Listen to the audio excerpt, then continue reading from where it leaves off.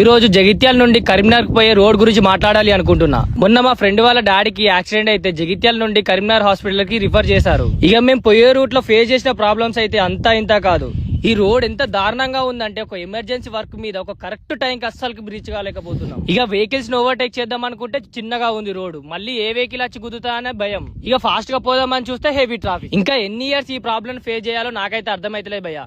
అంతేకాదు మళ్ళీ ఈ దారుణమైన పరిస్థితిలో ప్రతి 10 నిమిషాలకు ఒక గ్రానైట్ లారీ వస్తుంది. ఆ గ్రైనేట్ లారీల మట్టి కళ్ళలా పడి ఏం కనిపించాక ఎవరికి కుదుతామో, అసలు కరీంనగర్ రీచ్ అవుతామో లేదా అని నరక యాతన ఫేస్ చేస్తున్నామని అందరికీ తెలుసు. ఈ రోడ్ ఎక్కిన ప్రతిసారి ప్రాణాలు అరిచేతిలో పెట్టుకొని పోవాల్సి వస్తుంది. ఇక డే టైం లోనే ఇంత ట్రాఫిక్, ఇంత దారుణమైన పరిస్థితిని ఫేస్ చేస్తున్నాం అంటే నైట్ గురించి చెప్పాల్సిన అవసరమే లేదు. నైట్ లా లైట్లు ఉంటాయి, వెహికల్స్ కనిపించాయి, గుంటలుంటాయి.